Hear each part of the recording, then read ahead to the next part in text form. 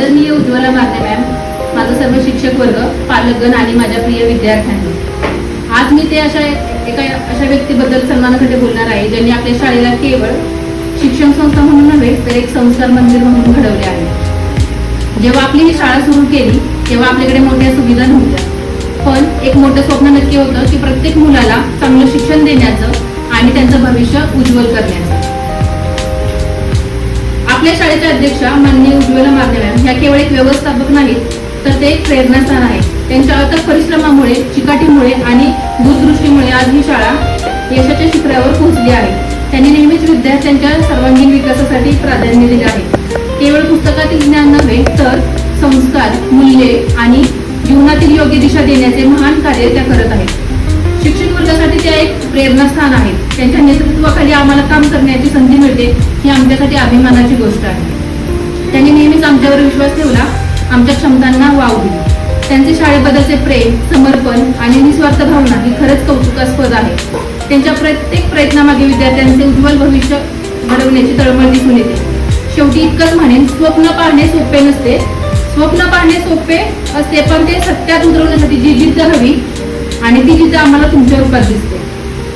इथे घालवलेले दिवस फक्त कॅलेंडरवरच्या तारखा नाहीत. तर ते अनुभव आहेत, शिकवण आहे आणि आयुष्य घडवणारे आमच्यासाठी क्षण आहेत. आज मला सरांबद्दल काही बोलायचं आहे. त्यांच्याबद्दल बोलण्याची संधी मिळाली हे याचा मला खूप आनंद आहे. माननीय संतोष नागरे सर हे आपल्यासाठी मार्गदर्शक, प्रेरणास्थान आहेत. सर नेहमीच विद्यार्थ्यांच्या सर्वांगीण विकासावर भर देतात. त्यांच्या मार्गदर्शनामुळे आम्हाला प्रेरणा मिळते. सर कधीतरी ते व्हिजिट करतात, पण त्यांचा प्रेमळ स्वभाव, शाळेबद्दलची निष्ठा आणि त्यांचा मिळणारा गायडन्स यामुळे आम्हाला योग्य मार्ग दिसतो. त्यांचे प्रत्येक शब्द आपल्यासाठी प्रेरणादायी असतात. त्यांच्या नेतृत्वाखाली आपली शाळा दिवसेंदिवस प्रगतीच्या दिशेने वाटचाल करत आहे. दीदीबद्दल काय बोलायचं, मूर्ती लहान पण कीर्ती महान. आज मला अत्यंत अभिमानाने आणि आनंदाने काही शब्द व्यक्त करायचे आहेत आपल्या शाळेच्या विकासामध्ये महत्वाची भूमिका बजावणाऱ्या आपल्या लाडक्या दीदीबद्दल. शाळा ही केवळ शिक्षण देणारी संस्था नसते, तर ती एक संस्कार, सर्जनशीलता आणि स्वप्नांना आकार देणारी एक पवित्र जागा असते. आणि या जागेला अधिक सुंदर, आधुनिक आणि प्रेरणादायी बनवण्यासाठी तिने घेतलेले कष्ट खरोखरच कौतुकास्पद आहे. तिने तिच्या कल्पकतेने आणि नवीन विचारांनी, दृष्टिकोनाने शाळेत अनेक सकारात्मक बदल केले. कधी विद्यार्थ्यांसाठी नवीन उपक्रम, कधी सर्जनशील कार्यक्रम, तर कधी शाळेच्या वातावरणात सौंदर्य आणि उत्साह निर्माण करणारे छोटे बदल हे तिच्या समर्पणाचे प्रतीक आहे. तिची सतत काहीतरी वेगळं करण्याची धडपड, जिद्द दिसून येते आणि आम्हाला विचार करायला, स्वप्न पाहायला आणि त्या स्वप्नासाठी मेहनत घ्यायला प्रेरित करते. तुझ्या प्रयत्नांमुळे आपली शाळा अधिक प्रगत आणि प्रेरणादायी बनली आहे. तुझ्या कल्पकतेने आणि या शाळेला नवा जीव दिला आहे आणि आमच्या मनात नवीन स्वप्न जगवली आहे. तसेच माझ्या सर्व शिक्षक वर्ग, तुम्ही फक्त को टीचर हा फक्त एक शब्द आहे, तर ते एक नातं आहे, समजून घेणारं, साथ देणारं आणि प्रत्येक क्षणी खंबीरपणे उभं राहणारं. आपण सगळे इथेच एकाच ध्येयाने आलो, विद्यार्थ्यांना घडवण्यासाठी. पण विद्यार्थ्यांना घडवत असताना या प्रवासात आपण एकमेकांचे आधार बनले. शिक्षक म्हणून आपली भूमिका खूप मोठी आहे, पण सहशिक्षक म्हणून आपली साथ त्याहूनही मोठी आहे. कारण जेव्हा मन थकलेलं असतं तेव्हा तुमच्यासाठी सहकारीच उभं राहतात, ताकद देतात. या क्षणी मी मनापासून इतकंच सांगते, आपण एकमेकांसोबत फक्त कामच नाही करत, तर केलेले अनेक आठवणी निर्माण केल्या आहेत तिथे आपण हसण्याच्या, शिकण्याच्या आणि कधी डोळ्यात पाणी आणणाऱ्या क्षणांच्या आहेत. तसेच माझे पालकांचा विश्वास ही आमच्यासाठी सर्वात मोठी ताकद आहे. तुम्हा सर्वांचा विश्वास ही आमच्यासाठी खूप मोठी ताकद आहे.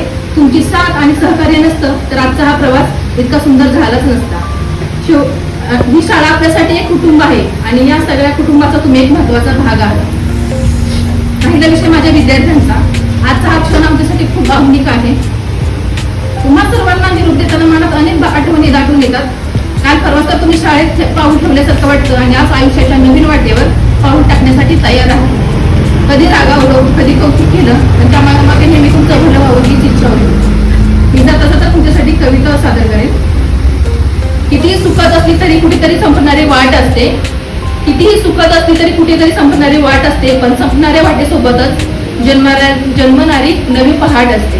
काही नाती तुटत नाहीत, ते आपल्यात नकळत मिटून जातात. जशी बोटांवर रंग ठेवून फुलपाखरू हातातून अलगद उडून जातात. येथून दूर जाताना डोळे भरून येतील, येथून दूर जाताना डोळे भरून येतील, येथून दूर जाताना का दुःख आज झाले, वेळ काही थांबून जावी असं घडत नाही, येथून दूर जाताना पावले पुढे पडत नाही. निरोप येथून घेतो आहे, निरोप येथून घेतो आहे, आला दुसरा बोलावा, हृदयामध्ये जपून ठेवीन आपुलकीचा ओलावा. सूर्यासारखी तळपुनी जावी क्षितिजावरून जाताना, दगडालाही पाझर यावा निरोप शेवटी घेताना. मोठे भाग्यवान आम्ही विद्यार्थी आपल्या सम लाभले आम्हास, सहवासाने आपल्या जीवन आमचे धन्य झाले. Thank you so much.